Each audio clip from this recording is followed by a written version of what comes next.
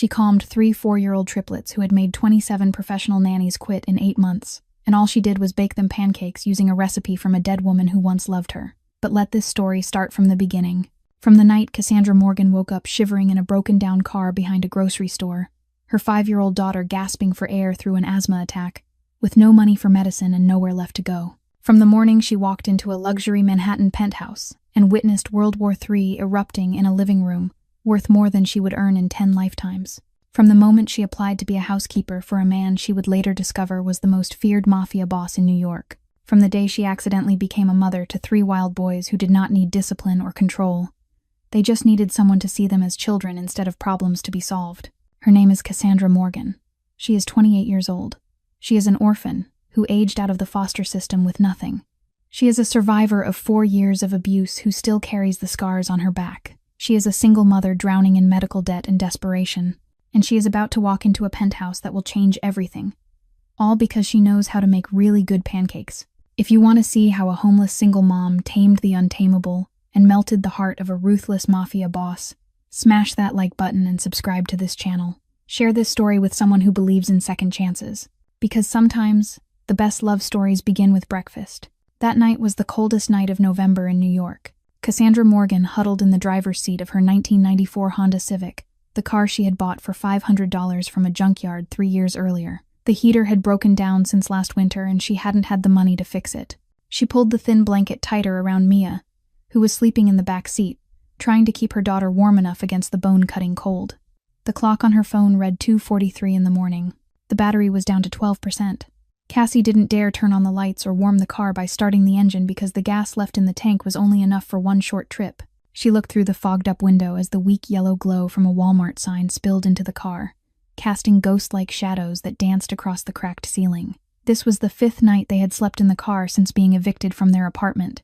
The landlord had run out of patience with 3 months of unpaid rent. Cassie still remembered the look of contempt in his eyes as he threw their bags into the hallway. She didn't cry. She had forgotten how to cry a long time ago. Mia's breathing began to turn wheezy. Cassie spun around instantly, her heart tightening as she realized her daughter was awake, her wide eyes open in the darkness, lips turning blue, chest heaving as she struggled to breathe. An asthma attack. Cassie lunged for her bag, tearing through everything to find the inhaler. When she found it, she shook it hard and pressed it to Mia's mouth. Nothing. The inhaler had run out 2 days earlier.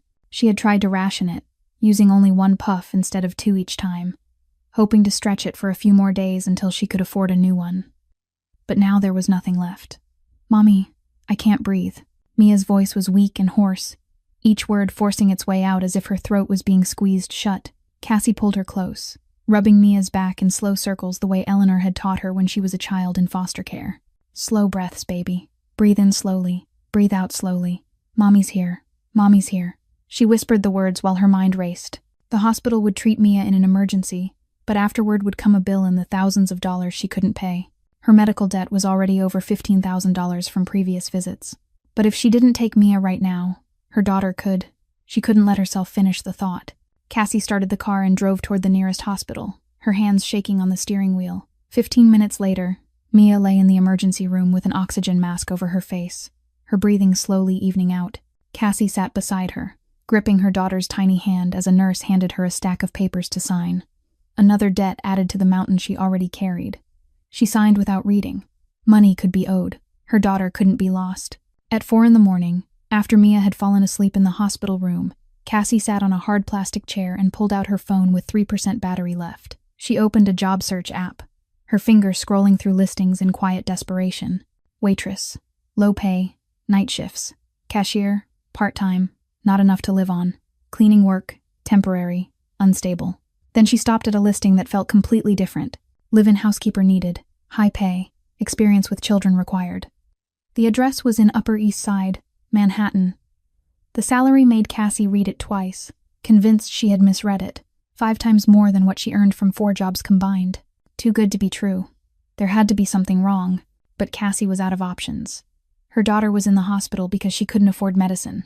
They were living in a car in the middle of a New York winter. She had nothing left to lose. Cassie pressed apply just before the phone died completely. She didn't know that single tap would lead her into the penthouse of one of the most dangerous men in the city, into the lives of 3 wild children no one had been able to control, and into a future that would change her life forever. The next morning, Cassie received the reply email while sitting in the hospital room waiting for Mia to be discharged. The interview had been scheduled for 6 in the morning the following day. 6 in the morning. Who interviews a housekeeper at 6 in the morning? But Cassie didn't have the right to question it. She only had the right to show up on time and pray this wasn't a scam.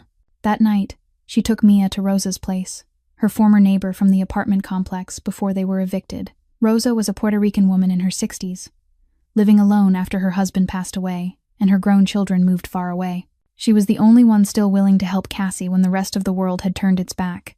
"She's still weak," Rosa said, looking at Mia with worried eyes. "Are you sure you have to go to an interview tomorrow morning?" "I don't have any other choice, ma'am." Cassie bent down and kissed Mia's sleeping forehead. "If I don't get this job, I don't know what else to do." Rosa sighed and placed a hand on Cassie's shoulder. "You're the strongest child I've ever known. I saw that back when you were still in foster care.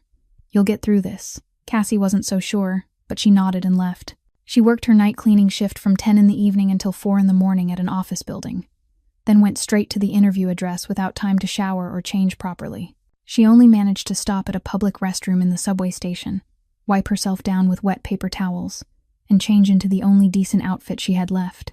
A white button-down shirt yellowed at the collar, and black slacks that fit a little too tight because she had lost too much weight over the past few months. Cassie pulled her sleeves down as far as she could to hide the scar on her wrist. She didn't want anyone to see the marks of her past. When she stepped out of the subway station in the Upper East Side, Cassie felt like she had landed on another planet. Towering buildings with gleaming glass facades, luxury cars lined along the street, each one worth more than her entire lifetime of work. Pedestrians in tailored suits and office dresses, Starbucks cups in hand, moving with purpose and importance. And her, Cassandra Morgan, standing in the middle of all that wealth with the faint scent of industrial bleach still clinging to her hair. The building she needed was one of the tallest in the area, with a marble lobby and crystal chandeliers hanging from a soaring ceiling. Cassie walked inside, trying to look as though she belonged there even as her heart pounded in her chest. The security guard at the desk looked up at her, his gaze sweeping from head to toe with undisguised disdain. "What are you here for?" His voice was cold. "I have an interview. At the penthouse." "An interview?" He smirked. "For what position?" "Housekeeper." He looked her over again, this time more carefully, as if appraising a cheap item in a second-hand shop. Cassie felt her cheeks burn with shame, but she lifted her chin. She had endured far worse than this. A look of contempt was nothing compared to what Ryan had done to her. "I'll call upstairs to confirm." He picked up the phone, spoke briefly, then hung up with a flicker of surprise on his face. Private elevator at the end of the hall on the right. Straight to the penthouse. Cassie stepped into the elevator, the polished metal doors sliding shut behind her. She looked at her reflection in the mirrored surface and barely recognized the woman staring back. Thin, pale, dark circles under her eyes from endless lack of sleep. But there was still a faint glimmer of hope left in her gaze. The elevator stopped, the doors opened, and Cassie stepped into a completely different world. The penthouse was vast, with ceilings over 4 meters high and floor-to-ceiling windows overlooking all of Central Park. The furnishings were modern and minimalist, yet so expensive, Cassie didn't dare touch anything. The artwork on the walls looked like it belonged in a museum rather than a home. A middle-aged woman with neatly pinned salt and pepper hair and a severe black suit approached her. Her face was stern, but there was something like pity in her eyes when she looked at Cassie. "You're here to interview for the housekeeper position?" "Yes, ma'am. I'm Cassandra Morgan. I'm Margaret, the family's house manager." She looked Cassie up and down, but not with the guard's contempt. It was the look of someone assessing whether she could endure what lay ahead. "Do you have experience with children?" "I have a 5-year-old daughter," Cassie said. "Does that count?" "Possibly." Margaret stepped aside and motioned for Cassie to follow her. "This way." "I need to warn you first. Mr. Moretti has 3 4-year-old triplet sons. They're quite—" She paused, searching for the right word. "Energetic. We've had 27 nannies in the past 8 months. None of them lasted more than 48 hours. Cassie stopped walking. 27 nannies? In 8 months? The most recent one lasted only 4 hours before running out of the building and swearing she'd never come back. Margaret said it calmly, as if she were reporting the weather. The original listing was for a housekeeper, but honestly, we need someone who can handle the boys. If you can do both, the salary will be doubled. Doubled. That number meant Cassie could quit all 4 of her current jobs. It meant she could actually be there for Mia. It meant she could stop drowning. But 27 nannies. She should run right now. "I can try," Cassie heard herself say. That was when the screaming began echoing from deeper inside the apartment. That screaming wasn't the sound of fear or a cry for help. It was a battle cry, the roar of tiny warriors declaring their territory. Margaret let out a weary sigh, as if this was something she endured every single day, and hurried toward the living room. Cassie followed, and the moment she crossed the doorway, she understood exactly why 27 nannies had run away. The vast living room with its expensive furnishings had turned into a war zone. Cereal was scattered across the marble floor, like a layer of brown and yellow snow. Milk pooled in uneven white patches on a Persian rug. Cassie was certain was worth more than an entire year of her old rent. A piece of artwork on the wall had been scribbled over with crayons. Wild lines slashed across the face of a lady in the painting. And in the middle of all that chaos were 3 identical boys, from their curly black hair to their big brown eyes. Yet each of them was creating a different kind of destruction. The first boy stood on top of the marble kitchen island, tilting a cereal box and pouring it onto the floor with a defiant expression. He stared straight at Margaret, lips pressed tight as if to say she couldn't do a thing to him. "That's Nico," Margaret shouted to Cassie over the noise. "The oldest of the 3x4 minutes. He thinks he's the boss." Cassie looked toward the corner of the room, and her heart nearly stopped. The second boy was hanging from the massive curtains, at least 3 meters above the ground, swinging like a monkey in a zoo. The red velvet fabric trembled dangerously, and Cassie could see the curtain rod beginning to bend under the boy's weight. "Leo," Margaret explained, as if a 4-year-old dangling 3 meters in the air was perfectly normal. "The middle one. He can climb anything. We've had to lock all the windows because we're afraid he'll climb out onto the balcony." A deafening clanging sound erupted from the kitchen, making Cassie turn around. The third boy, the smallest of the 3, sat in the middle of a pile of pots and pans, banging 2 saucepans together like a drummer. The shrill noise echoed through the penthouse, and the boy screamed along with each strike at a volume Cassie didn't think a 4-year-old could produce. "And that's Theo," Margaret nearly had to yell into Cassie's ear. "The youngest, the quietest, but when he wants attention, the whole building knows it. Boys, stop right now." Margaret tried to use a firm voice. "Stop immediately." No one listened. Nico kept pouring cereal. Leo swung harder on the curtains. Theo banged the pots louder. The 3 boys completely ignored Margaret's existence, as if she were an invisible ghost. "We've tried everything." Margaret turned to Cassie with a look of surrender. "Strict nannies, gentle nannies, nannies with degrees in child psychology, nannies who worked with autistic children, nannies from Europe, Asia, South America. No one can control them. Either they drive people insane or they make them cry and run away. Mr. Moretti is almost desperate. He's in his office trying to work while this is what every morning looks like." Cassie stood still and watched. She didn't see 3 bad children. She didn't see 3 little monsters that needed to be controlled. She saw something else. She saw Nico, whose eyes weren't defiant but testing, waiting to see how the adult would react, checking whether anyone truly cared or just wanted him to be quiet. She saw Leo up high, not because he wanted to destroy anything, but because he wanted to be seen, wanted someone to notice him long enough to worry. She saw Theo banging the pots not because he loved noise, but because noise was the only way he knew how to say that he existed, that he was here, that someone should look at him. Cassie saw herself in those boys.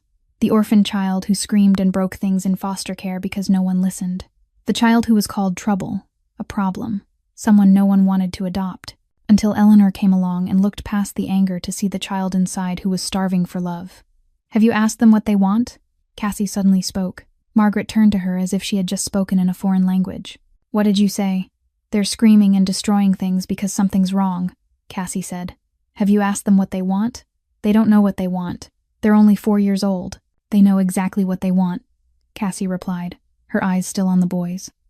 "They just don't know how to say it yet." Before Margaret could object, Cassie stepped straight into the kitchen, flooded with cereal. She didn't shout. She didn't give orders. She simply walked up to Nico, who was still standing on the island with the cereal box in his hands, and sat down so her eyes were level with his. Nico froze, surprised. This wasn't the reaction he expected. Every adult before had yelled, had snatched the cereal away, had told him he was bad, but this woman just looked at him calmly and asked a question no one had ever asked him before. "You're hungry, aren't you?" Cassie's voice was gentle. "You poured the cereal because no one made breakfast for you, right?" Nico blinked. The 4-year-old boy with the big brown eyes stared at her like she had read his thoughts. The cereal box lowered in his hands. "I'm hungry," he said, his voice much smaller than the screaming before. "Yesterday's nanny left before making breakfast." The clanging stopped. Cassie turned and saw Theo watching her. the pots still in his hands but no longer banging them. Up high, Leo stopped swinging on the curtains and stared down, curious about the strange woman talking to his older brother. "Who are you?" Leo asked from above. "I'm Cassie," she replied, looking up at him. "And you need to come down from there before you fall." "I won't fall," Leo said proudly. "I'm really good at climbing. I believe you're good at climbing. But I'm about to make breakfast and I need helpers. Do you want to help?" Leo tilted his head, thinking. "What are you making? What do you want to eat?" Cassie asked, looking at all three boys. "Pancakes." Theo suddenly spoke, the first full word he had said since Cassie walked in. "I want pancakes." "I can make pancakes," Cassie smiled. "But I need 3 assistant chefs. Do you want to be chefs?"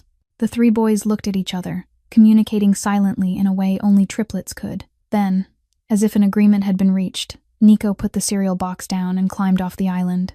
Leo released the curtain and instead of jumping, climbed down slowly with impressive skill. Theo placed the pots on the floor and stood up. All 3 boys walked to the counter and lined up, staring at Cassie with anticipation. Margaret stood frozen in the doorway, mouth open, unable to speak. Cassie began searching for ingredients in the luxurious kitchen filled with modern appliances she had never seen before. "Where's the flour?" she asked aloud. "Left cabinet," Nico pointed. "And the eggs?" "The big fridge," Leo said. "The milk's there too. I know because I sneak milk at night. Good job." Cassie laid the ingredients out on the counter. "Now everyone gets a job. Nico, you're the oldest. You'll measure the flour. Leo, you crack the eggs. Theo, you stir the batter. Okay?"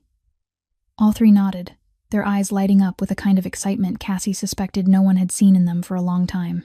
Cassie guided Nico as he poured flour into the bowl, most of it landing where it should, only a little spilling out. She didn't scold him, just laughed and said flour liked to dance. Leo cracked the eggs with fierce concentration, tongue sticking out to the side, and only broke one onto the floor. When he looked ready to cry, thinking he'd be yelled at, Cassie handed him another egg and said even the best chefs broke eggs sometimes. Theo stirred the batter with such focus he didn't say a word, fully absorbed in his task. When Cassie poured the batter onto the pan, a familiar smell filled the kitchen. It was Eleanor's recipe, the only foster mother who had ever loved her during her years in care. Eleanor had passed away 3 years earlier, just before Mia was born, but her pancake recipe lived on in Cassie's memory. A little vanilla, a little brown sugar, and the secret was a small pinch of cinnamon.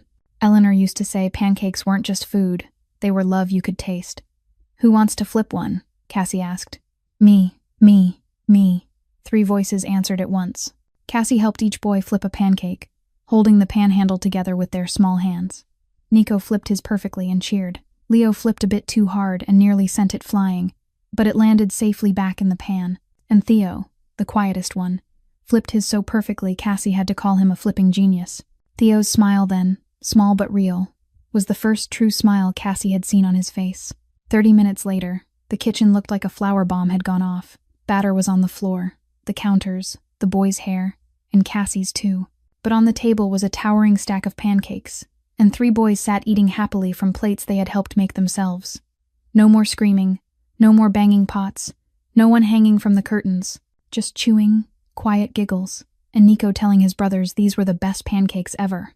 "This is the best breakfast I've ever had," Leo declared, his mouth still full. "Because you made it yourselves," Cassie said, wiping flour from Theo's cheek. "Food always tastes better when you make it." "Will you make breakfast with us tomorrow?" Theo asked softly, his voice trembling as if afraid of the answer. "If your dad lets me stay, I'll make breakfast with you every day." "Dad will let you stay," Nico said firmly. "All the nannies leave, but you're different. You don't yell." Margaret was still standing in the doorway, now with tears in her eyes. In 8 months, she had never seen the boys sit and eat a full meal, never seen them laugh like this, never seen Theo, the quietest one, speak so much. "How did you do that?" Margaret asked, her voice rough with emotion. Cassie looked at the boys eating happily, then turned back to her. "I didn't see 3 bad children. I just saw 3 hungry children who were treated like problems instead of people. Sometimes all kids need is someone who listens." That was when a voice spoke from behind her, deep and cold as ice. "Who are you?" Cassie turned around and nearly dropped the pan in her hands. The man standing in the kitchen doorway was the embodiment of power and danger. He stood at least 6'1", with broad shoulders and solid muscle visible beneath the thin fabric of a black shirt left casually unbuttoned at the top. Tattoos ran from his neck down across his chest, Intricate patterns Cassie didn't have time to fully see, but more than enough to know he wasn't an ordinary man. A thick gold chain rested against his chest, catching the kitchen light. His face looked carved from stone, sharp jawline, straight nose, and eyes so dark and cold Cassie felt frozen where she stood. His black hair was slightly disheveled, as if he had run his hands through it too many times from stress. This was the face of a man who wasn't used to being refused, wasn't used to being challenged, and certainly wasn't used to seeing his 3 sons sitting calmly and eating breakfast like this. "Dad," Nico looked up, his mouth still smeared with syrup. "You have to try these pancakes. They're really good. Miss Cassie made them with us." Lorenzo Moretti, the boss of one of the most powerful mafia families in New York, stood perfectly still. His cold eyes moved from Nico to Leo and then to Theo, as if he couldn't believe what he was seeing. 3 sons, the children who had driven 27 nannies away, were sitting properly at the table, eating pancakes and talking like ordinary kids. "I cracked the eggs," Leo bragged proudly. "I only broke one. I stirred the batter," Theo added, and it was the longest sentence he had spoken all morning. "Miss Cassie says I'm a flipping genius." Lorenzo turned his gaze to Cassie, and she felt as if she were being scanned to the bone. His stare was sharp, calculating, assessing every detail of who she was in a few silent seconds. "You're here for the housekeeper position," he said at last. Not a question, but a statement. "Yes." Cassie forced her voice to stay steady even as her heart raced. "I'm Cassandra Morgan. I came for the interview this morning. And you decided to cook breakfast instead of interviewing. The boys were hungry and destroying the kitchen," Cassie replied. Surprised, her voice didn't shake. "I thought breakfast would solve both problems." Lorenzo was silent for a long moment. He looked at the stack of pancakes on the table, at the kitchen smeared with flour and eggs, at his 3 sons eating happily with syrup on their cheeks and flour in their hair. Then he looked back at Cassie and something shifted in those cold eyes. Not warmth, but recognition, respect. 27 professional nannies couldn't get my sons to sit and eat a single meal in the past 8 months. Lorenzo's voice was still deep but no longer icy. "You've been here less than an hour and they're eating pancakes like angels. What did you do?" "I asked them what they wanted," Cassie answered simply. "Then I listened." Lorenzo looked at her as if she had spoken in a language he had never heard before. "You're hired," he said abruptly. What?" "You're hired," Lorenzo repeated. "Not as a housekeeper. As whatever it is you just did. Triple the salary listed. Starting today." Cassie opened her mouth to speak, but Lorenzo had already turned to Margaret. "Prepare a room for her, close to my son's rooms, and call my lawyer. I want an employment contract drafted before noon. Mr. Moretti." Cassie spoke. Surprised, she dared interrupt him. "I have one condition." Lorenzo stopped and turned, one eyebrow lifting slightly. Few people dared set conditions with him and live to tell about it. "What condition?" "I have a daughter," Cassie said, her voice trembling but firm. "Mia, 5 years old. If this is a live-in position, she has to stay with me. I can't be apart from her." Lorenzo didn't answer right away. He studied Cassie with an unreadable expression, and she felt like she was standing in a courtroom awaiting judgment. Every second stretched endlessly. "How old is she?" 5. "And you're raising her alone?" "Yes." Cassie didn't explain further. She didn't want to talk about Ryan, about the years of hell, about why she was alone. Lorenzo nodded once. "Bring the girl here. There's more than enough room. My sons could use a sister to play with. We're getting a sister." Leo jumped up from his chair, eyes shining. "Really? A real sister?" "Her name is Mia," Cassie said. Tears threatening as relief washed over her. "She's 5, 1 year older than you. We'll protect her," Nico declared seriously. "We're big brothers. Big brothers protect their sister." Lorenzo looked at his sons, then at Cassie, and she could swear the corner of his mouth lifted just slightly. "Any other conditions?" "My daughter has asthma," Cassie added, knowing she was pushing her luck but unable to stop. "She needs monthly medication, and I have a lot of medical debt. I'll take care of the best health insurance for both of you." Lorenzo cut in. "Medication? Doctors? Anything the girl needs? You just take care of my sons." Cassie didn't know what to say. That morning she had been sleeping in a car with her asthmatic daughter, unsure where the next meal would come from. Now a mafia boss was offering her a salary 10 times anything she had ever earned, along with housing and health care. "Is this real? When can you start?" Lorenzo asked. I need to pick up my daughter," Cassie stammered. "She's staying with someone I know. I can come back this afternoon. I'll send a car," Lorenzo said, pulling out his phone. "The address." Cassie recited Rosa's address as if in a dream. Everything was happening too fast, too unreal. She had come here hoping only for a job to survive. She never imagined she would leave with a completely new life. "Dad," Theo suddenly spoke, his small voice quiet. "Miss Cassie is staying with us." "Right. She's not leaving like the others." Lorenzo looked at his son, then at Cassie with a warning in his eyes that said if she dared hurt his children, she would regret it. But Cassie wasn't afraid of that look. She had lived in fear of another man for 4 years, and she knew the difference between real danger and protection. Lorenzo Moretti was dangerous, but not to those who belonged to him. "She's staying," Lorenzo told Theo, his eyes still on Cassie. "Right, Miss Morgan." Cassie looked at the 3 boys, watching her with hopeful eyes. 3 children she had met less than an hour ago, yet who reminded her of herself as a child. 3 children who needed someone to stay.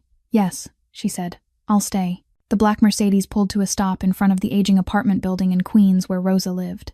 Cassie stepped out of the car, feeling like she had slipped into someone else's dream. Just a few hours earlier, she had been a homeless woman interviewing for a housekeeper job. Now she had ridden in a luxury car with a private driver, on her way to pick up her daughter and take her to a new home. Rosa opened the door with Mia hiding behind her, the little girl's wide eyes fixed anxiously on the expensive car. "Mommy, what's happening?" Mia whispered, her voice barely louder than a breath. "Are we in trouble?" "No, sweetheart." Cassie knelt down and wrapped her arms around her daughter. "Mommy found a job, a good job, and we're going to have a place to live. A real home, a real home." Mia blinked, not sleeping in the car anymore. Never again. Cassie kissed her forehead, fighting back tears. "Never again, I promise." Rosa watched them with tears in her eyes. She handed Cassie a small bag holding the few belongings Mia had and squeezed her hand tightly. "You deserve happiness, child. Both of you do." On the drive back to Manhattan, Mia sat pressed close to Cassie, her tiny hand gripping her mother's and never letting go. She stayed quiet, staring out the window as the city shifted from run-down streets to gleaming towers of glass and steel. "Mommy, what kind of job are you doing?" Mia finally asked. "I'm going to take care of 3 little boys," Cassie explained. "They're triplets, 4 years old, 1 year younger than you. You'll meet them." "Are they scary, Mommy?" Mia's voice trembled, and Cassie knew her daughter was thinking about shouting and banging and crying from the past. "No, sweetheart. They're a little noisy, but they're not scary, I promise." When the elevator opened onto the penthouse floor, Mia pressed herself against Cassie's leg, her eyes wide as she took in the luxurious apartment. She had never seen a place this big or this beautiful. The high walls, the enormous windows, the shiny objects she was afraid to touch. Then the sound of pounding footsteps filled the air. "The sister is here," Leo's voice shouted first, and the 3 boys appeared at the end of the hall like a small storm. But instead of charging forward as usual, they stopped when they saw Mia shrinking beside Cassie. The boys exchanged looks. Then Nico, as the oldest, stepped forward slowly. "You're Mia, right?" he asked, his voice much gentler than usual. "Miss Cassie said you're 5. You're 1 year older than us." Mia nodded shyly, still hiding behind her mother's leg. "You don't have to be scared," Nico said seriously. "We don't bite." Leo was more playful, but even he lowered his voice. "I'm really good at climbing. I can teach you if you want." And Theo, the quietest one, simply stood there watching Mia with kind eyes. He didn't say anything, but he reached into his pocket, pulled out a small piece of candy, and held it out to her, like a peace offering. Mia looked at the candy, then up at Cassie. When her mother nodded, she timidly reached out and took it. "Thank you," she whispered, her voice soft as wind chimes. It was the first thing she said to the boys, and it felt like it cracked an invisible layer of ice between them. "Do you like dolls?" Leo asked. "We don't have dolls, but we have dinosaurs. Dinosaurs are fun too. I have a T-Rex that roars. Do you want to see it?" Mia glanced at her mother again, and when Cassie smiled encouragingly, she finally stepped out from her hiding place. "Yes, I want to see." The boys seemed instantly energized. Leo ran off to grab the dinosaur. Nico started explaining their toy collection, and Theo quietly walked beside Mia like a tiny bodyguard. "We'll protect you." Nico suddenly stopped and said, his voice so serious it hardly fit a 4-year-old. "Miss Cassie is our mom now, so you're our sister. Big brothers protect their sister. That's the rule." "Yeah, it's the rule," Leo nodded firmly. "Anyone who picks on you, we'll show them." Mia looked at the 3 boys with tears pooling in her eyes, and Cassie realized her daughter was feeling something she had never truly known before. Belonging, safety. Mia had never had siblings, never had anyone stand on her side besides her mother. And now she had 3 brothers declaring they would protect her after knowing her for only minutes. "Thank you," Mia said, her voice shaking. "I've never had big brothers before." "Well, now you've got 3 at once," Leo grinned. "Saves time getting to know them one by one." Margaret appeared at the end of the hall, watching the 4 children slowly finding their way toward each other. She turned to Cassie, her eyes filled with undisguised amazement. "You really do have something magical with children." "It's not magic," Cassie replied, her eyes following the 4 kids as they walked together toward the playroom. "It's just love. Sometimes that's all children need." That afternoon, the storm arrived without any warning at all. 1 minute earlier, the 4 children had been playing happily in the playroom, laughter echoing through the penthouse. The next minute, everything exploded. Cassie didn't know exactly what triggered it. Maybe Leo grabbed the T-Rex dinosaur out of Nico's hands. Maybe Theo was pushed when he tried to squeeze between his brothers. Maybe it was simply the exhaustion piling up from a long day filled with too many changes. Whatever the cause, the result was unmistakable. All 3 boys erupted at once like 3 timed bombs detonating together. Nico screamed and hurled toys at the wall with the shocking strength of a 4-year-old. Leo sobbed uncontrollably, pounding his fists against the floor while yelling words no one could understand. And Theo, the quietest of the 3, reacted the hardest of all. He dropped to the floor, wrapped his arms around his knees, crying without sound, while his entire body trembled as if he were carrying pain too big for words. Mia stood frozen in the corner of the room, eyes wide with terror, her small hands clamped tightly over her ears. She was used to yelling, too used to it. Memories of Ryan screaming, of the terrifying nights in their old apartment, rushed back and made her shake. Margaret rushed to the doorway of the playroom, her face drained of color. "This is when the nannies usually give up," she said to Cassie, her voice tight. "When all 3 of them melt down like this at the same time. No one can control it. Do you want me to call Mr. Moretti?" Cassie didn't answer her. She was watching the boys, listening to their cries, trying to understand what was really happening beneath this storm. She remembered herself as a child. The time she screamed and broke things in foster care. The time she was punished for losing control. No one understood that she wasn't bad. She was just hurting and didn't know how to say it, until Eleanor came. She hadn't yelled. She hadn't punished. She had simply sat beside Cassie and waited for the storm to pass. Cassie walked into the middle of the playroom, into the chaos of flying toys and raw crying, and sat down on the floor. She didn't shout. She didn't try to intervene. She didn't ask anyone to calm down. She just sat there, steady and present, like an island in the middle of the storm. Margaret opened her mouth to speak, but Cassie lifted a hand to signal silence. Mia, still trembling in the corner, looked at her mother with confusion and fear. But when she saw the calm on Cassie's face, she slowly left the corner and came to sit beside her. "What are you doing, Mommy?" Mia whispered, waiting for them to finish crying. Cassie answered softly, stroking her daughter's hair. "Sometimes people need to cry until the tears run out. Our job is just to be here when they do." The 2 of them sat there as the storm slowly weakened. Nico was the first to notice Cassie. He stopped throwing toys and stared at the woman sitting calmly in the middle of the mess he had created. She wasn't yelling. She wasn't leaving. She was just sitting there, waiting. It confused him so much that he forgot to stay angry. Leo stopped crying next, his sobs fading into sniffles when he realized no one was trying to force him to be quiet. No one told him boys weren't allowed to cry. No one ordered him to stop right now. He was allowed to cry, and somehow, that made him not want to anymore. Then there was Theo. He lifted his head, eyes red and soaked with tears, and looked at Cassie as if searching for something. What he found was calm, not anger, not disappointment, just calm and patience. Theo was the first to move toward her. He crawled across the floor littered with toys and climbed into her lap, curling up like a kitten seeking warmth. Cassie held him without saying a word. Then Nico came over and sat close beside her, resting his head against her shoulder. Then Leo, the most energetic one, squeezed into the pile of arms too, tears still wet on his cheeks. Mia, not wanting to be left out, wrapped her arms around her mother from behind.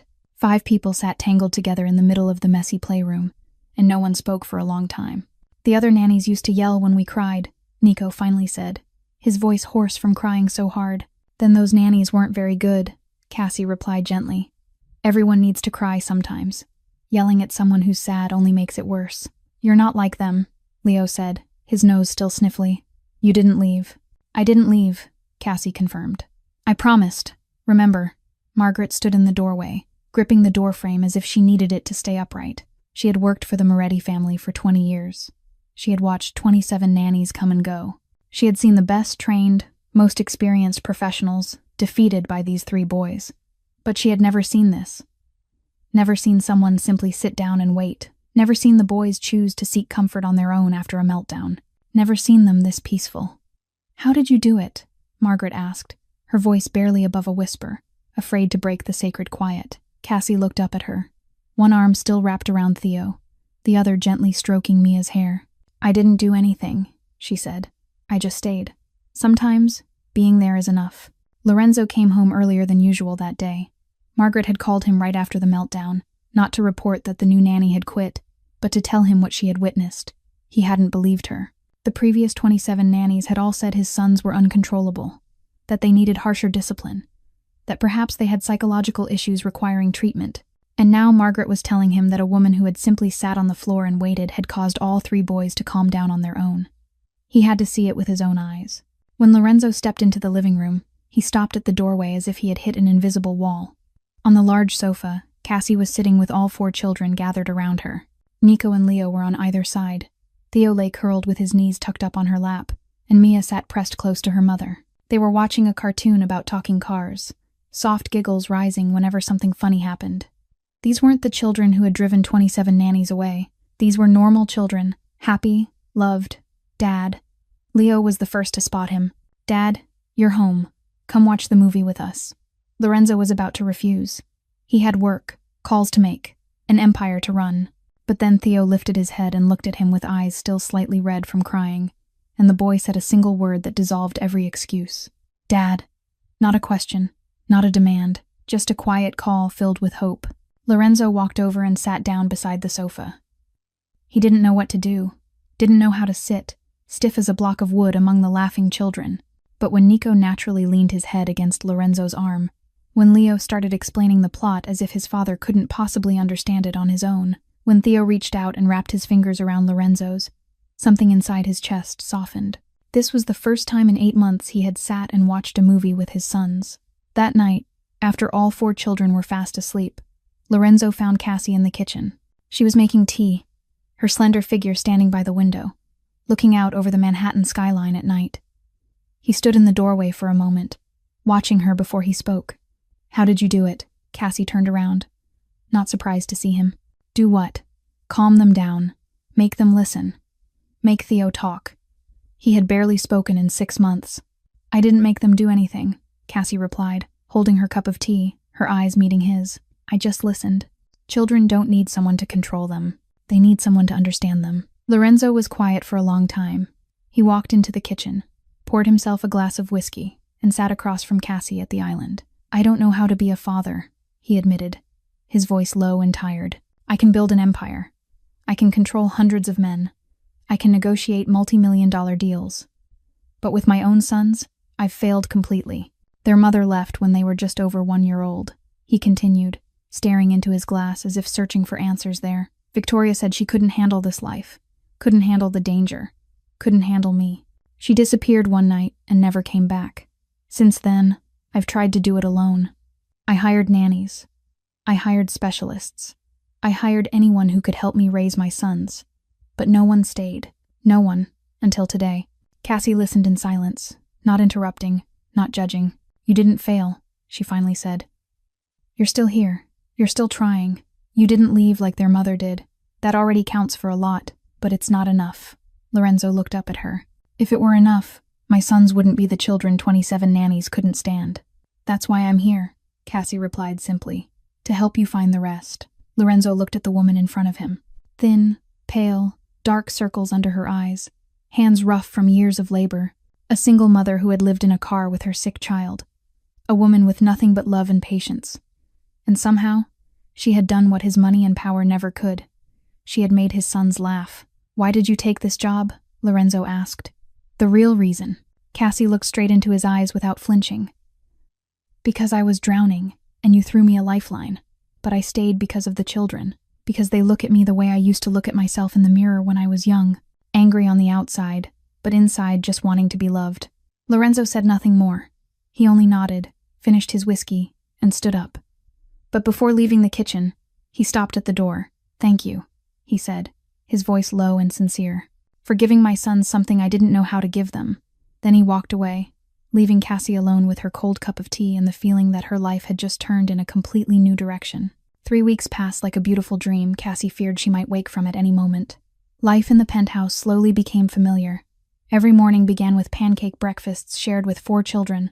Every afternoon was filled with games, lessons, and small meltdowns handled with patience and love. Every evening ended with story time before bed. 4 small heads pressed together as Cassie read aloud. Mia had fully blended in with the Triplet brothers. She was no longer afraid of noise. She had even learned how to climb from Leo and how to roar like a dinosaur from Nico. And Theo, the quietest one, seemed to have claimed Mia as his true little sister, following her everywhere like a loyal puppy, always ready to protect her. Lorenzo changed too. He started coming home earlier, eating dinner with the family more often, even learning how to tell jokes, though his jokes usually left the children more confused than amused. Cassie found herself looking forward to those moments, looking forward to the way Lorenzo watched his children, looking forward to the rare smile that crossed his face when they did something sweet. She tried not to think too much about what that feeling meant. Then on Tuesday afternoon of the 3rd week, everything changed. Cassie was in the kitchen preparing an afternoon snack when the doorbell rang urgently. Before Margaret could reach the door, it burst open, and a man stumbled inside. Cassie froze in place. The man was covered in blood. Blood on his face, blood soaking his white shirt, blood running from a wound in his shoulder. He leaned against the wall to stay upright, panic in his eyes as he scanned the room until he saw Margaret. "Don Moretti," he rasped. "I need to see Don Moretti now. They're coming. Kozlov knows. They know our location." Margaret didn't panic the way Cassie expected. Instead, she moved with the frightening calm of someone accustomed to situations like this. She quickly helped the man into Lorenzo's office and shut the door. Cassie stood there, her heart pounding wildly, trying to process what had just happened. Don Moretti. That was what people called Italian mafia bosses. She had read enough books and seen enough movies to know that. Lorenzo Moretti, Don Moretti, the Moretti boss. All the pieces began to fall into place. The excessively luxurious penthouse, the guards she had seen moving through the building, the way people looked at Lorenzo with a mix of fear and respect. The phone calls in Italian he often took behind closed doors. She was living in the home of a mafia boss. She was raising the children of a mafia boss.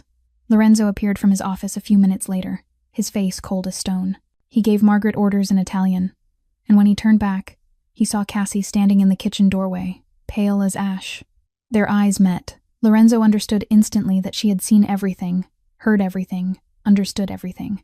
"Where are the children?" he asked tightly. "In the playroom with Mia. They didn't see anything." "Good." Lorenzo nodded. "Come into my office. We need to talk." Cassie followed him inside, where the bloodied man had already been taken away. Only a smear of blood on the floor remained as someone quietly cleaned it up. Lorenzo closed the door and turned to face her, his dark eyes unwavering. "You know now," he said. "Not a question." "You're Mafia," Cassie replied, her voice steadier than she expected. "A Mafia boss, Don Moretti." "Yes." Lorenzo didn't deny it.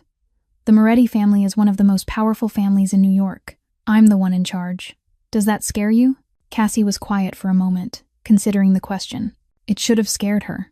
Any normal person would have been terrified. But Cassie had lived 4 years with a man who made her afraid every single day.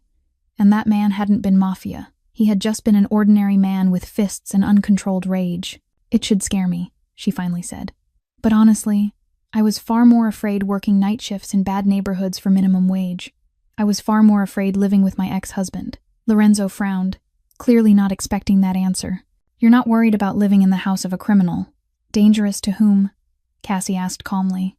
"To the people who threaten you, the people who betray you, your enemies. But to your children, you're just a father doing his best. To me, you're the man who gave my daughter and me a home when no one else even looked at us. Your danger isn't aimed at us. So what exactly should I be afraid of?" Lorenzo looked at her as if she were a creature he had never encountered before. "Most people run when they find out." "I'm not most people," Cassie replied. "And I promised your children I would stay. I don't break promises to kids." Lorenzo was silent for a long moment, his dark eyes fixed on her with something Cassie couldn't read. Then he nodded slowly, as if making an important decision. "You're a remarkable woman, Cassandra Morgan," he said, his voice low and sincere. "I'm starting to understand why my sons care for you so deeply." Then he opened the door and gestured for her to go first. Now go check on the children. I have some matters to handle." Cassie stepped out, knowing that her relationship with Lorenzo had just turned a new page. She had seen his darkness and didn't run. And somehow, that made her feel closer to him than ever before. That night, after the children had fallen fast asleep, Cassie sat alone on the penthouse balcony, looking out at the city of New York glowing with lights below. She couldn't sleep. The events of the day kept looping through her mind. The blood-covered man, the conversation with Lorenzo, the realization that she was living inside the world of the Mafia, and yet, strangely, she wasn't afraid. She had lived with fear for far too long, and that fear had never come from crime bosses or killers. It had come from an ordinary man she had once called her husband. Soft footsteps sounded behind her, and Cassie knew it was Lorenzo before she turned around. "Can't sleep?" he asked, stepping onto the balcony and standing beside her. "No," she replied. "Too much to think about." Lorenzo was quiet for a moment, standing with her as they looked out over the city. Then he spoke, his voice low and softer than usual. "This morning you said you were more afraid of your ex-husband than of me. What did he do to you?" Cassie felt her body tense. It was a question she had avoided for 2 years. A question she didn't want to answer, because answering meant remembering, reliving memories she had tried to bury. But there was something about Lorenzo, about the way he asked not out of curiosity but out of a genuine need to understand, that made her open up. "His name was Ryan," Cassie began, her voice quiet and distant as if she were talking about someone else. "We met when I was 19, just out of the foster care system with nothing but a bag of old clothes. He was 5 years older, handsome, charming, and he said exactly what I wanted to hear. I thought it was love. I didn't know it was a trap." She paused and took a slow breath. Lorenzo didn't rush her. He simply waited in silence. At first it was just words. He told me I was stupid, useless, that no one would ever love an orphan like me except him. I believed it because I didn't know anything else. Then words became punches. Punches became kicks. Kicks became 4 years of hell. I didn't know how to escape. Cassie gently pulled down the collar of her shirt, revealing a long scar running from her shoulder down her back. Lorenzo inhaled sharply when he saw it, his dark eyes clouding with something dangerous. "He shoved me into a glass door," Cassie said, her voice flat as if she were talking about the weather. "The glass shattered. I stitched the wound myself because he wouldn't let me go to a hospital, afraid they would ask questions. Mia was only 2 then, crying all night because she saw the blood. Where is he now?" Lorenzo's voice was low and cold, colder than anything Cassie had ever heard from him. This wasn't the voice of a father or an ordinary man. This was the voice of Don Moretti, of someone who could make people disappear without a trace. "I don't know," Cassie answered. 2 years ago, he drained our joint account and vanished. No words, no message. He just wasn't there anymore. And I wasn't sad or angry. I was just relieved that he was finally gone. "If he comes back," Lorenzo said, each word heavy as stone, "if he shows up anywhere near you or Mia, you tell me immediately. Do you understand?" Cassie looked at him and saw deadly seriousness in those eyes. "For what?" she asked. "To make sure he never has the chance to hurt you again," Lorenzo replied, without further explanation. And he didn't need to explain. Cassie understood exactly what he meant. "You don't have to do that," she said quietly. "I'm just the help." "You're not just the help." Lorenzo turned to her, and in the dim city light Cassie saw something in his eyes she didn't dare name. "You're the woman who brought joy back into my son's lives. You're the first one who stayed. You belong to this family now, and I protect what belongs to me. At any cost." Cassie felt tears rise, not from sadness, but because for the first time in her life, someone wanted to protect her. Not because she was weak or needed saving, but because she mattered. "Thank you," she whispered. Lorenzo didn't answer with words. He only reached out, his fingers brushing lightly over the scar on her shoulder with a gentleness Cassie never imagined a man like him could possess. Then he withdrew his hand, turned, and walked back inside, leaving Cassie with a racing heart and the realization that she was falling in love with a mafia boss. The 5th week marked a turning point Cassie never saw coming.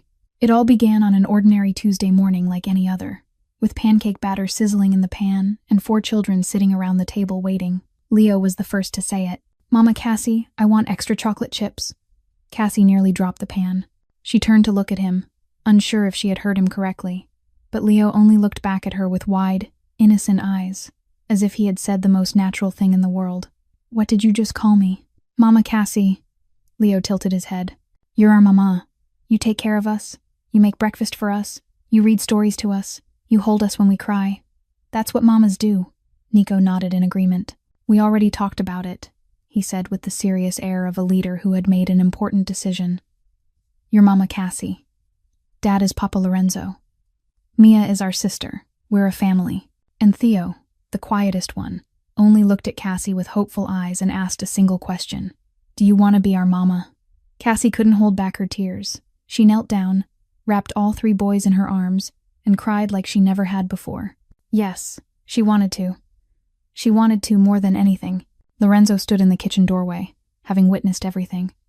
When Cassie looked up at him with anxious eyes, afraid she had crossed some invisible line, he only nodded slowly. A small, rare smile appeared at the corner of his mouth. And from that day on, Mama Cassie became what the 3 boys called her. Mia began calling Lorenzo Papa Lorenzo as well. At first shyly, then as naturally as breathing.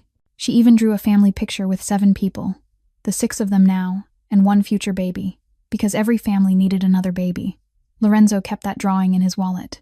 As Mia's 6th birthday approached, Cassie began planning a small celebration. She planned to bake a cake, blow up balloons, invite Rosa over. That was all she could think of, because that was all she had ever known how to do.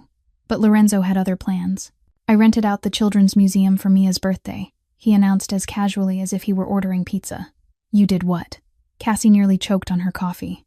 The entire museum. 3 hours. No one else but our family. I also invited a few kids from the Triplets preschool. There will be costumed performers, a magician, and a castle-shaped birthday cake, because Mia once said she liked castles. Lorenzo, that's too much. Cassie tried to protest. I can't let you spend that much money on my daughter. Lorenzo cut in, and the way he said my daughter made Cassie's chest tighten. Mia is my daughter now, in every way that matters. She's had 5 birthdays with store-bought cakes and no parties because her mother had to work 3 or 4 jobs at once. This year she'll have the birthday she deserves. Don't argue with me about this, Cassie. This is what I want to do. Cassie couldn't argue, and she didn't want to when she saw the look in Lorenzo's eyes. The look of a father who wanted to give his daughter the entire world. On Mia's birthday, when the family walked into the empty museum reserved just for them, Mia froze at the entrance. She looked around with eyes so wide Cassie was afraid they might spill over. Balloons everywhere. Birthday banners hanging from the ceiling. Museum staff dressed as princesses and princes waiting to greet her. And at the center stood a towering 3-tier castle cake, with Mia's name written in shimmering pink frosting. Is all of this for me? Mia's voice trembled. All of it is yours, little princess. Lorenzo knelt beside her. Happy birthday. Mia didn't speak. She just stood there as tears rolled down her cheeks. Cassie rushed over, afraid something was wrong. But when Mia turned to her, Cassie saw these weren't tears of sadness. They were the tears of a child who had grown used to having nothing and was suddenly given the world. Mama, Mia whispered through sobs. I never thought I'd have a birthday like this. I thought I never would. Now you do. Cassie hugged her daughter, her own tears falling. And you'll have birthdays like this every year from now on. Every single year. Papa promises. The 3 triplet boys stood beside Lorenzo, watching with unusually serious expressions. Then Theo stepped forward and held out a small gift wrapped in scribbled paper. It's from us, he said softly. We made it ourselves. Inside was a bracelet made of colorful plastic beads, clearly handmade by the boys, uneven and imperfect. But to Mia, it was the most beautiful gift she had ever received. You made this for me, Mia asked, her voice still shaking. Because you're our sister, Nico replied. Sisters get birthday gifts from their brothers. Mia wrapped her arms around all 3 boys, and Cassie watched the 4 children clinging to each other with a heart overflowing with love. She looked up and met Lorenzo's gaze. He was looking at her, and in his dark eyes Cassie saw what she had tried to deny for weeks. Love, not gratitude, not respect, real love. And she knew that no matter how crazy this was, no matter how dangerous Lorenzo might be, she was in love with him. In love with the man who rented an entire museum for her daughter's birthday. In love with a father learning how to love his children one day at a time. In love with a mafia boss who hid a soft heart behind a cold exterior. She was already in love, and she couldn't stop anymore. The night after the birthday party, when all 4 children were fast asleep, worn out from a day of joy, Cassie stepped onto the terrace to breathe in the cool air. She stood there looking out over Manhattan glowing with lights when she heard familiar footsteps behind her. Lorenzo came to stand beside her, silent for a long moment before speaking. You made Mia happy today, not me. Cassie shook her head. You're the one who rented the entire museum, the one who did all of that for her. I only rented the museum. You're the one who taught her to believe in happiness. Lorenzo turned to her, and his gaze tonight was different from every time before. There was no coldness, no distance, only a tenderness Cassie had never seen in him. I need to tell you something, he said, his voice low and steady. I've tried to hold this back, tried to convince myself it was just gratitude, just respect, but I can't lie to myself anymore. Cassie felt her heart begin to race. Lorenzo, what are you saying? I'm in love with you, Lorenzo said, each word clear and unwavering. I've loved you since the day you made pancakes with my sons and treated them like people instead of problems. I've loved you since the day you sat on the floor during their meltdown and waited until they calmed down. I've loved you since the moment you learned who I was and chose to stay instead of running away. I love you, Cassandra Morgan. I love you with everything I have. Cassie stood frozen, unable to believe what she was hearing. The most powerful man in New York, the mafia boss the entire city feared, was standing in front of her confessing his love with a sincerity that made her want to cry. This is complicated, she whispered. You're my employer. There's a power imbalance. And the children, if we try and fail, they'll be hurt. I know all of that. Lorenzo stepped closer and lifted her chin, so she had to look into his eyes. I also know I can't keep pretending I don't feel this. I watch you with the children every day, and I think about what it would be like if we were a real family. If you were my wife instead of my employee. If we could build a future together. And if I hurt you, Cassie asked, her voice trembling. If I'm not good enough. I don't know how to love the right way, Lorenzo. The only man I ever loved destroyed me. I don't know how not to repeat that mistake. You weren't the one who was wrong, Lorenzo said, his thumb brushing her cheek gently. He was, and I'm not him. I won't promise to be perfect. I'm dangerous. I have enemies. I do things you may never fully accept. But there's one thing I can promise. I'll never hurt you. I'll protect you with my life. You and the children are my family, and I protect my family at any cost. Cassie didn't answer with words. She rose onto her toes and kissed him. The kiss carried everything she didn't know how to say. Fear and hope, wounds from the past, and faith in the future. Love she had tried to hold back but couldn't anymore. Lorenzo returned the kiss, one hand at her waist, the other threading into her hair. The kiss was deep and sweet, as if they had been waiting for this their entire lives. When they pulled apart, both of them were breathing hard, foreheads resting together. That took too long, Lorenzo murmured. I was going to say perfect, but too long works too. Cassie laughed softly. Then a small voice came from the terrace doorway. We knew it. They turned to see all 4 children standing there, eyes wide but faces lit up with grins. Leo spoke first. Papa looks at Mama Cassie like a prince looks at a princess in movies. He crossed his arms triumphantly. That means kissing. Right. Are you okay with this? Cassie asked, looking anxiously at the 4 small faces. Does that mean we're a real family now? Nico asked instead. A real family. Forever, Lorenzo answered, if you all agree. The 4 children looked at each other, then rushed forward together, wrapping Cassie and Lorenzo in a tangled embrace full of laughter and cheers. A real family? Theo whispered, smiling brighter than Cassie had ever seen him smile. We have a real family now. 2 weeks after that first kiss on the terrace, Cassie's life felt like a fairy tale she was afraid to believe was real. Lorenzo and she didn't rush anything. They moved slowly, keeping the children at the center, building a foundation for something new. Stolen kisses in the kitchen when the kids weren't looking. Hands finding each other beneath the dinner table.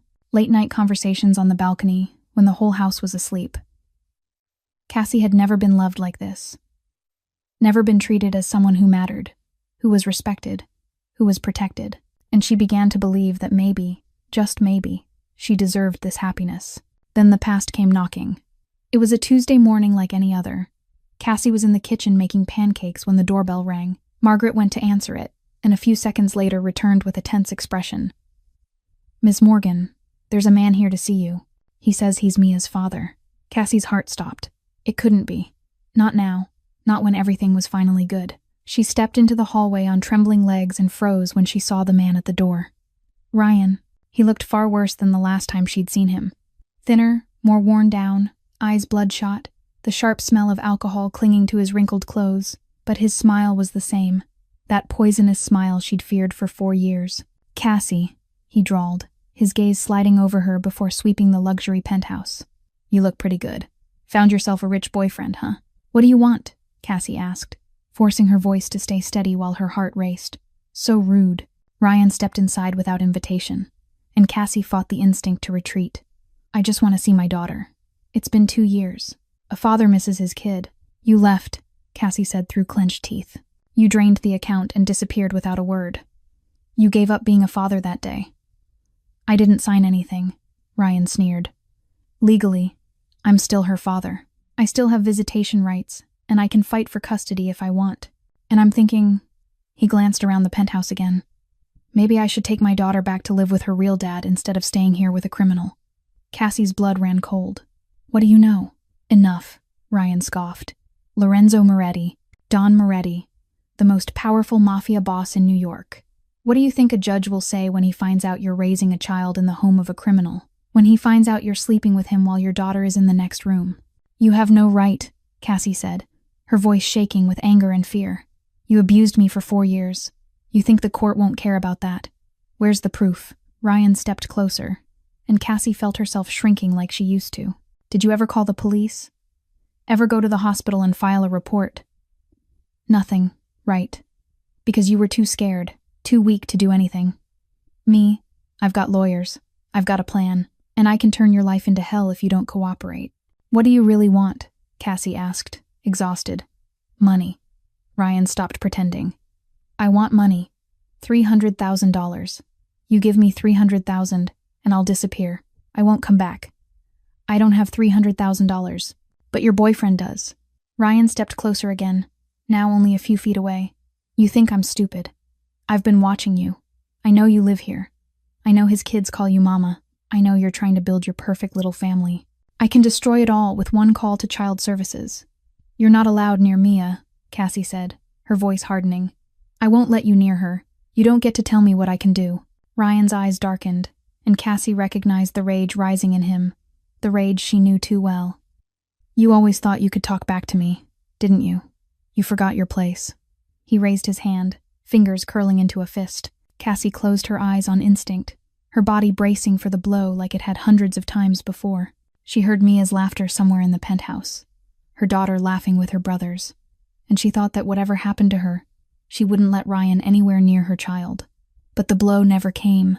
Instead, Cassie heard a sickening crack and a scream of pain from Ryan. She opened her eyes and saw Lorenzo standing in front of her, one hand gripping Ryan's wrist twisted back at an unnatural angle, his gaze ice cold as he stared at the man writhing in agony. Lorenzo didn't say a word. He simply stood there, gripping Ryan's wrist in a position that forced the man down onto his knees in agony. The blackness in Lorenzo's eyes was so cold, Cassie felt as if the temperature in the room had dropped several degrees. This wasn't the Lorenzo she knew, the man who told bedtime stories every night, the awkward father learning how to love his children. This was Don Moretti, the mafia boss the entire city of New York feared. Let me go. Ryan groaned, his face twisted in pain. Do you know who I am? I'll sue you. I'll call the police. Go ahead. Lorenzo finally spoke, his voice low and dangerous, like the growl of a predator.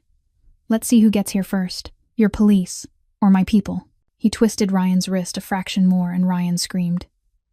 You walk into my home, threaten my woman, demand money from me, and you think you're entitled to anything. Cassie stood behind Lorenzo, her heart pounding, but not because she feared Ryan anymore. She was afraid of what Lorenzo might do.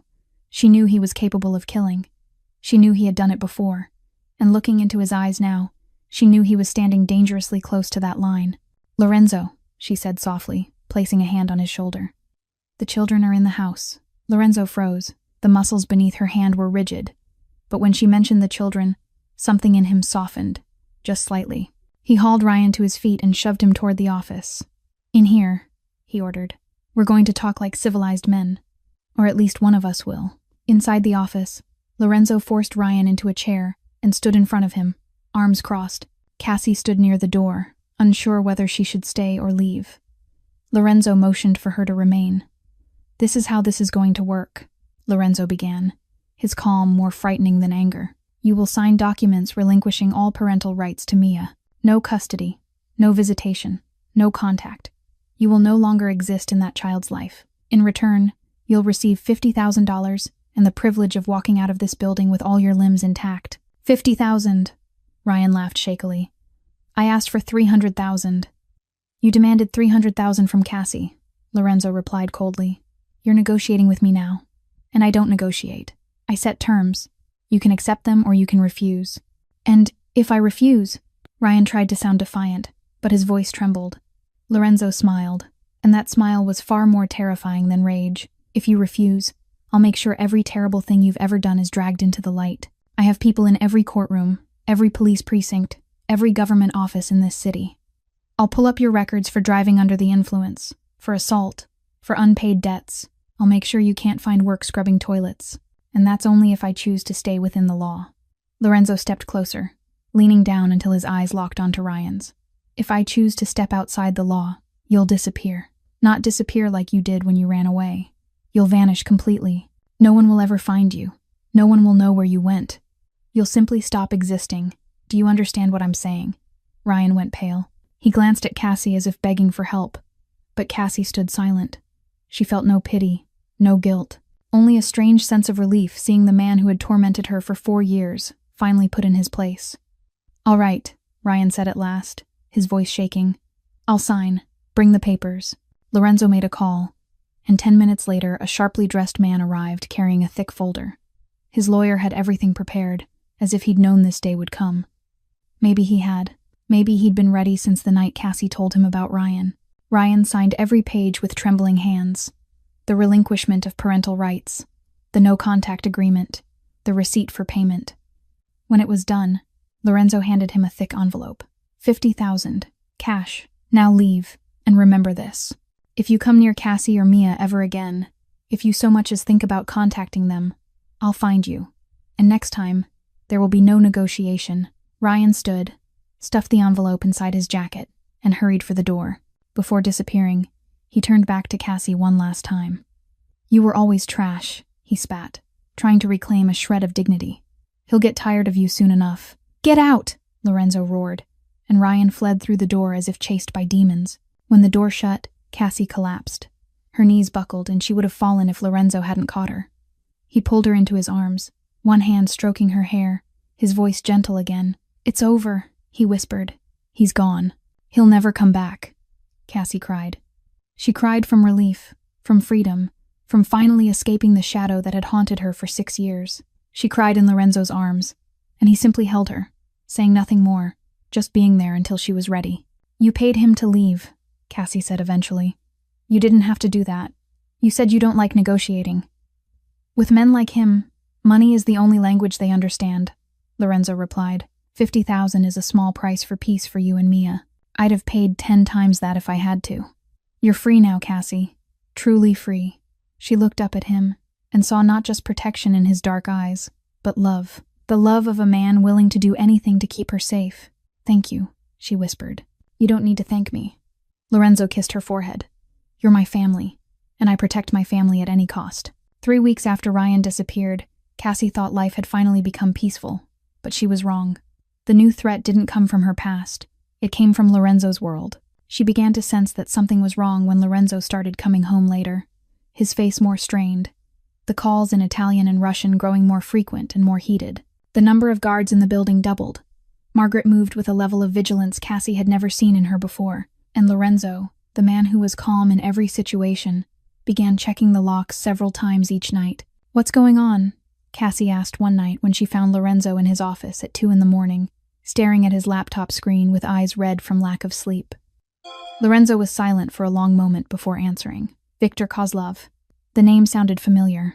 Cassie remembered it was the name the blood-soaked man had mentioned the day she discovered Lorenzo was mafia, the Russian mafia boss. He's your enemy. He wants to be, Lorenzo said, rubbing his forehead wearily. The Kozlov family has been trying to expand into my territory for years. I've always managed to block them. But recently Viktor changed tactics. Instead of attacking head-on, he started watching, gathering information, looking for weaknesses. Weaknesses, my family. Lorenzo looked up at her, and Cassie saw fear in those dark eyes. Not fear for himself, but fear for the people he loved. He knows about you, about Mia, about my sons. He knows their school schedules, knows you take them to the park on Saturday afternoons. He knows everything. Cassie felt her blood turn to ice. He's threatening the children. He's sending a message that he can reach anyone I love whenever he wants. Lorenzo stood and walked to her, taking her hands in his. I'm handling this. I won't let anything happen to you or the children. But for now, everyone needs to be more careful. No going out without security. No crowded public places. No exceptions. We need to tell the children, Cassie said. They're old enough to understand that they need to be careful, and they'll be more afraid if they sense something is wrong without anyone explaining it. Lorenzo agreed, and the next morning they sat down with the 4 children in the living room. The kids looked at the adults anxiously, sensing the seriousness in the air. What's wrong, Papa? Nico asked, instinctively taking Mia's hand as if to protect his sister. Papa has some problems with work, Lorenzo explained carefully, choosing words the children could understand. There are some people who don't like Papa, and they might try to bother our family, so we all need to be more careful for a while. Are bad people going to come take us? Leo asked, eyes wide. No one is coming to take you, Cassie said quickly, reassuring him. But you need to listen to the adults. Stay with the guards when you go out, and never go anywhere alone. Can you do that? We'll be careful, Nico said seriously. We'll protect each other. Right. Leo and Mia nodded. But Theo, the quietest of them, was watching Cassie with his usual thoughtful gaze. Mama Cassie, why do you look tired? He asked suddenly. Are you sick? Cassie froze. She had tried to hide it, waiting for the right moment to speak. But Theo was too perceptive. He had noticed the change in her, the morning nausea, the unusual fatigue, the way she rested her hand on her stomach without realizing it. Lorenzo looked at her with concern. Are you sick? Why didn't you tell me? Cassie took a deep breath. She had planned to wait until things settled down, but maybe there was no such thing as a perfect moment. Maybe the family needed good news in the middle of all this worry. I'm not sick, she said slowly, looking at Lorenzo. I'm pregnant. Lorenzo froze as if someone had struck him. His mouth opened and closed, no words coming out. In his entire life, this powerful mafia boss had never been this shocked. You're pregnant, he repeated, as if he needed to hear it again to believe it. We're having a baby, almost 2 months, Cassie nodded. I found out last week, but I wanted to wait for the right time to tell you. But maybe the family needs to know now. We're having a baby, Leo shouted, breaking the silence. A real baby. Our baby. Yes, Cassie smiled through tears. You're getting another sibling. Nico stood, his face serious like a grown man's. I'll protect the baby, he declared. I'm the oldest. I'll protect all my siblings. Leo jumped up and down with excitement. I'll teach the baby how to climb. The baby will climb as good as me. Mia clapped her hands. I want a sister. I'll have a sister to play dolls with. Theo quietly walked over to Cassie and gently placed his hand on her stomach.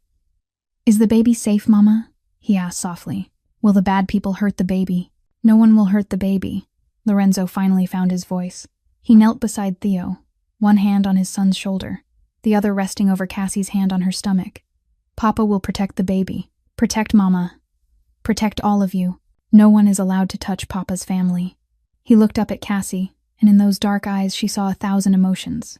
Shock, joy, fear, determination, love. I'll end things with Kozlov before the baby is born, Lorenzo said. And it wasn't a promise. It was an oath. My child won't be born under the shadow of threats. This family will be safe. I swear it to you. The attack came on a Tuesday night. As if the universe wanted to remind Cassie that the most important moments of her life always happened on that day. She was reading a bedtime story to the 4 children, all of them crowded together on one large bed, when the alarm tore through the calm. This wasn't the usual soft chime that sounded when someone entered the elevator. This was the emergency alarm. Sharp and relentless. The alarm, Lorenzo had explained, meant intrusion. Children, follow Mama right now, Cassie said, her voice steady even as her heart pounded wildly. Now. No questions. The 4 children obeyed instantly, the survival instincts Lorenzo had drilled into them over weeks kicking in. Nico grabbed Mia's hand. Leo took Theo's, and they ran after Cassie down the hallway toward the safe room Lorenzo had built specifically for moments like this.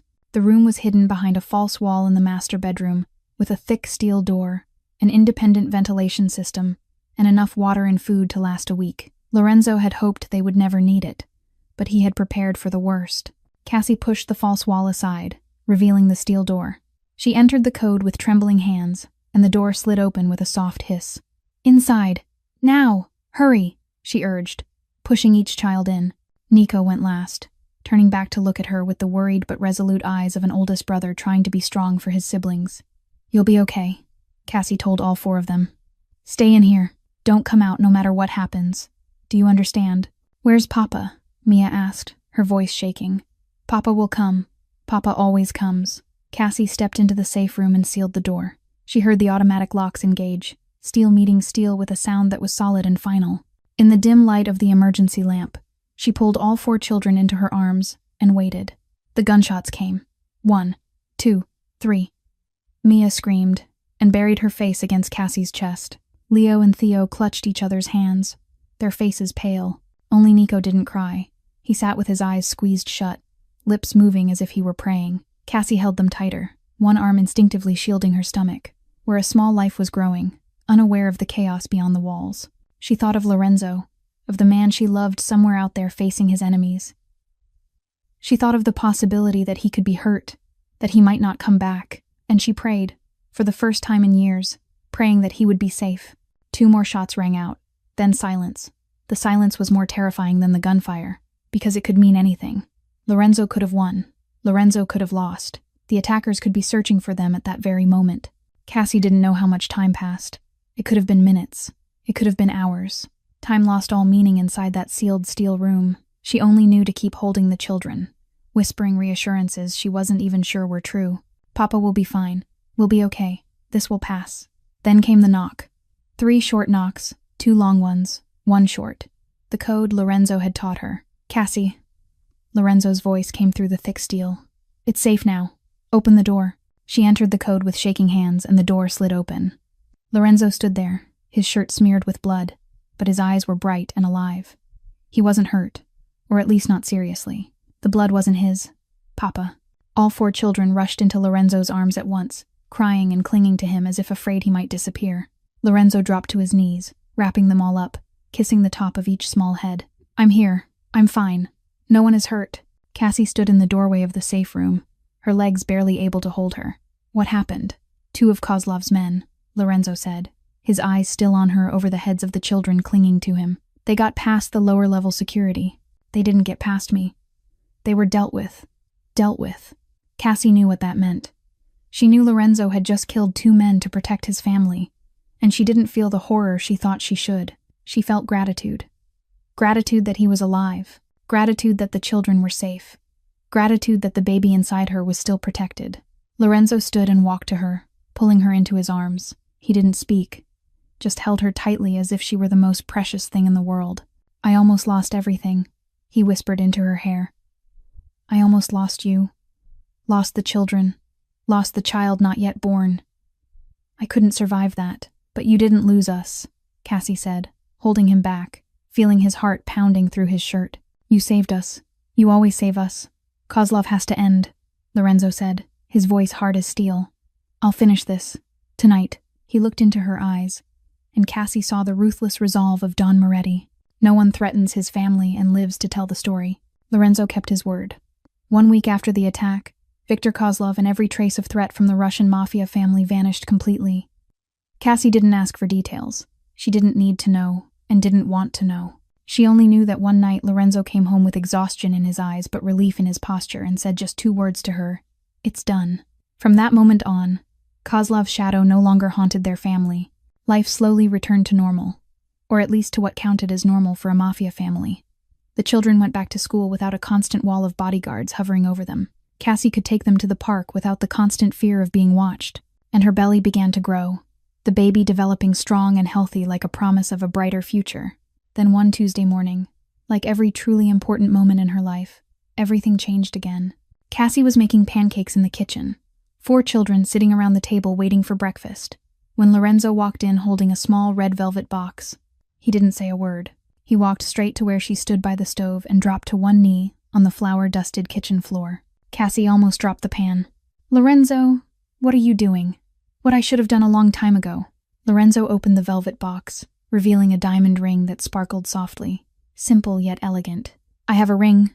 I bought it the first week you came here because I knew the moment you made pancakes for my children and made them laugh for the first time in months, that you were the woman I wanted to spend my life with. I kept waiting for the perfect moment to propose, and then I realized there's no more perfect moment than this one. Here, in the kitchen where you turned this house into a home, with our 4 children watching, with you carrying our 5th child. This is my life. You are my life. Cassandra Morgan. Will you marry me? Cassie stood there with tears streaming down her face, pancake pan still in her hand, flour smudged across her apron. She looked at Lorenzo kneeling before her, the most powerful man in New York, staring up at her with hope and fear, like a boy terrified of rejection. She looked at the 4 children holding their breath, waiting, and she knew there was only one possible answer. Yes. The kitchen exploded in cheers. Lorenzo stood, slipped the ring onto her finger, and kissed her right there amid flour and the faint smell of pancakes burning on the stove. The wedding took place 2 weeks later on a clear Saturday morning in Central Park. Not the lavish ceremony people might expect from a mafia boss. Just family, Margaret, Rosa, and a judge Lorenzo knew. Cassie wore a simple white dress that gently hid her 4-month pregnant belly. Mia served as flower girl in a soft pink dress, while the triplets wore tiny suits identical to their fathers, solemn like miniature gentlemen. Lorenzo cried when he saw Cassie walking toward him. The ruthless mafia boss, the man feared by all of New York, stood there with tears running down his face as he watched the woman he loved in her wedding dress. Their vows were simple and sincere. I choose you. You choose me. We choose each other. Every day. Forever. After the ceremony, they completed another sacred act. The judge stayed to witness and sign the adoption papers. Lorenzo legally adopted Mia as his daughter. Cassie legally adopted Nico, Leo, and Theo as her sons. On paper, in the eyes of the law, they were now a complete family. Mia, do you want Papa Lorenzo to be your real father? The judge asked gently. Mia looked at Lorenzo with wide, serious eyes. He already is my real father. The papers are just so everyone else knows. And you boys, the judge turned to the triplets. Do you want Cassie to be your real mother? She's been our mama since the day she made her first pancakes, Nico replied. We were just waiting for the paperwork to catch up with the truth. The judge smiled and signed the documents. And just like that, Mia Morgan became Mia Moretti. Nico, Leo, and Theo gained a legal mother. Their family was officially complete in the eyes of the world. That night, after the children were asleep, Cassie stood in front of the mirror, staring at the wedding ring on her finger. She still couldn't believe how much her life had changed. 6 months ago, she'd been sleeping in a car with a sick child. No money for medicine, no future. Now she was the wife of Lorenzo Moretti, the mother of 4 incredible children, pregnant with a 5th, living in a luxury penthouse in Manhattan. Is this real? She asked Lorenzo when he came to stand behind her, wrapping his arms around her pregnant belly. Am I dreaming? If you're dreaming, then I'm dreaming with you, Lorenzo said softly, kissing her shoulder. And I never want to wake up. From the hallway came the sound of small footsteps. Mia appeared in the doorway, eyes half closed with sleep but still searching for her parents. Papa, I can't sleep. I want Papa to tell me a story.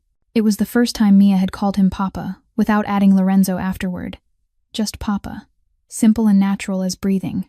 Lorenzo looked at Cassie, his eyes shining, then bent to lift his daughter into his arms. All right, little princess. Papa will tell you a story. Cassie watched them go, her heart so full she thought it might burst. Family. She finally had a real family. 5 months after the wedding, at 3 a.m. on a Tuesday, Cassie woke to a sharp pain tearing through her abdomen and a warm wetness spreading beneath her. She lay there for a second, trying to understand what was happening, and then it hit her. Her water had broken. The baby was coming. Lorenzo. She shook her husband's shoulder. Lorenzo, it's time. Lorenzo shot upright like a spring, eyes still heavy with sleep but instantly alert when the words registered. It's time. Now. The baby. The hospital. Who do I call? Where's the bag? Where's the car? Where are the keys? Cassie would have laughed if she wasn't in so much pain she could cry. The man who could face the Russian mafia without a tremor was now pacing the bedroom like a headless chicken because his wife was in labor. The bag's by the door, she said between contractions. Call Margaret to watch the kids. And calm down. You're making me more nervous. Lorenzo stopped, drew in a deep breath, and then became the calm, decisive Don Moretti she knew. He called Margaret, called the driver, helped Cassie get dressed, and supported her into the elevator. Everything moved fast and efficiently, exactly the way Lorenzo handled everything in life. On the way to the hospital, Cassie squeezed Lorenzo's hand through every contraction. He didn't complain, just let her crush his fingers. Sometimes he kissed her forehead, whispering that she was doing great, that he loved her, that everything would be fine. The hospital had been alerted in advance, and they were taken straight to the best delivery suite. Doctors and nurses were already waiting. Cassie felt grateful that Lorenzo's money was useful in moments like this. 6 hours. 6 hours of pain, sweat, tears, and screams Cassie didn't know she was capable of making. Lorenzo stayed with her the entire time, letting her squeeze his hand raw, letting her yell that she'd never let him touch her again, letting her sob and shake when the pain peaked. And then, at 9:17 in the morning, a cry rang out, the cry of new life, the cry of their daughter. "It's a girl," the doctor announced, placing the tiny baby on Cassie's chest, completely healthy. "Congratulations." Cassie looked down at the small wrinkled face crying against her skin, and she cried too. This was her child, hers and Lorenzo's, a small miracle born from their love. "She's beautiful," Lorenzo whispered, his voice breaking. He stood beside the bed, tears streaming freely down his face without shame. "She's perfect. Just like you." "Do you want to hold her?" Cassie asked. Lorenzo carefully held out his arms, and Cassie placed their daughter into them. The powerful mafia boss cradled the newborn like the most precious thing in the universe, hands that had killed trembling with fear of hurting her. "Hello, little princess," Lorenzo whispered to his daughter. "Papa's here. Papa's been waiting for you for a very long time. You've got big brothers who'll protect you, a big sister who'll play with you, and a mama who loves you more than her own life. You're the luckiest baby in the world, you know that." "What should we name her?" Cassie asked. They'd talked about names many times, but never settled on one. "Valentina," Lorenzo said, eyes never leaving their daughter. "Valentina, Eleanor Moretti. Valentina because she was born from love. Eleanor for Eleanor, the woman who taught you the pancake recipe that brought us together." Cassie's tears spilled again. Eleanor, the only foster mother who ever truly loved her. The woman who died before Mia was born. The woman Cassie still thought of every time she made pancakes. And now her name would live on in Cassie's daughter. "Perfect," she whispered. "It's the perfect name." 4 hours later, after Cassie had been moved to recovery and Valentina had been cleaned and swaddled, Margaret brought the 4 older children to the hospital.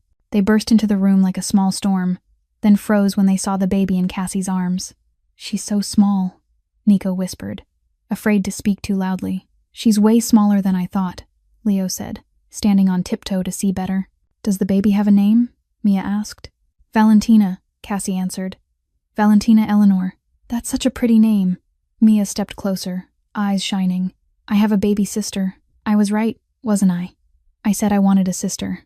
And Theo, the quietest one, just stood there staring at the baby with watery eyes. He didn't say anything, only reached out and gently touched Valentina's tiny hand. And like magic, Valentina wrapped her fingers around his and didn't let go. "She's holding my finger," Theo said in awe. "She knows I'm her brother already. She knows all of you are her brothers and sister," Cassie said softly. "She's heard your voices for months inside Mama's belly. She already loves you." The 4 children crowded around the bed, gazing at the baby with reverence and love. Lorenzo stood behind them, watching his family with pure happiness in his eyes. And Cassie, lying there with her newborn daughter in her arms, her 4 older children gathered close, and her loving husband standing guard, felt her heart finally complete. 6 months after Valentina was born, on a Tuesday morning like so many other Tuesdays, Cassie stood in the familiar kitchen making pancakes. But today wasn't like the first morning she walked into this penthouse. Today, she was no longer the desperate woman sleeping in a car with a sick child. She was Cassandra Moretti, Lorenzo's wife, the mother of 5 children, and the heart of a family she'd never dared to dream of. Around the dining table, 7 family members gathered together. Nico, now 5 years old, sat properly like a true eldest brother, helping Valentina hold her bottle. Leo never stopped telling jokes and making silly faces, sending the whole table into laughter. Theo was still quiet, but the smile on his face now appeared far more often than it did in the beginning. Mia, the responsible 7-year-old big sister, carefully cut pancakes into small pieces so Valentina could practice eating solids. And Valentina, the 6-month-old little princess, sat in her high chair with dark eyes just like her father's, giggling every time her siblings made faces. Lorenzo sat at the head of the table, coffee in hand, but his eyes never left his family. The once powerful mafia boss now spent most of his time at home, eating breakfast with his children, reading them stories every night, learning how to become the father he'd never known how to be. That night, after all 5 children were asleep, Cassie and Lorenzo stood on the terrace overlooking the glowing lights of Manhattan. It had become their ritual, those quiet moments at the end of the day to connect and talk. "Did you ever think your life would look like this?" Lorenzo asked, his arm wrapped around his wife's waist.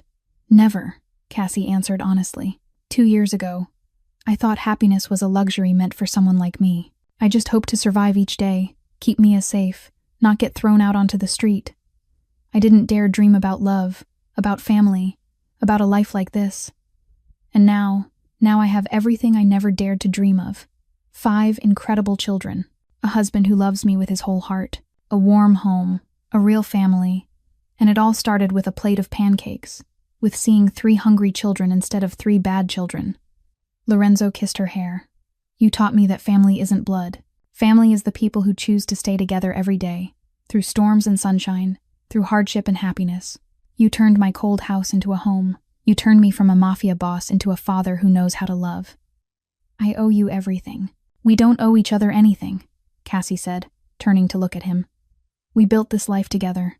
Every day we choose each other. Every day we choose this family. That's what matters most. They stood there in silence, looking at the city below, thinking about the journey behind them. From a broken car parked behind a supermarket to a luxury penthouse. From absolute loneliness to a family of 7. From fear to love. From surviving to truly living. Cassie realized that life doesn't always give us what we want, but sometimes it gives us what we need.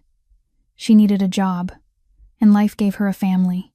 She needed safety, and life gave her love. She needed a roof, and life gave her a home. It all began with the courage to step into a strange penthouse, with the patience to see through children in pain, with the unconditional love she learned from Eleanor and passed on to the next generation. Family isn't something we're born with. Family is something we build every day through small acts, through Tuesday morning pancakes, through hugs when someone is sad, through patience when someone makes a mistake, through unconditional love for the people we choose to call family. And sometimes, the greatest miracles begin with the simplest things, like a pancake recipe from a woman who's gone, like the patience of a desperate single mother, like the open heart of a lonely mafia boss. Cassie and Lorenzo's story reminds us that no one is destined to be alone. No one is destined to fail. Sometimes all we need is the courage to walk through that door, the patience to wait for the storm to pass, and enough love to see the real person behind the outer shell. If this story touched your heart, please subscribe to our channel and turn on notifications so you don't miss more moving stories each day. Please like and share this video with the people you love to spread the message of love and family. We'd love to know how you felt about Cassie and Lorenzo's story. Have you ever faced hardship and found hope in an unexpected place? Do you believe family is a choice and not just blood? Please share your thoughts in the comments below. We read every comment and truly value the heartfelt stories you share. Thank you for taking the time to watch this story until the end. We wish everyone watching good health, a joyful life, a happy family, and days filled with love and peace. Remember, no matter how hard life gets, there's always light at the end of the tunnel. Sometimes miracles come from the simplest things, like a warm breakfast or someone willing to listen. Goodbye for now, and we'll see you in the next video.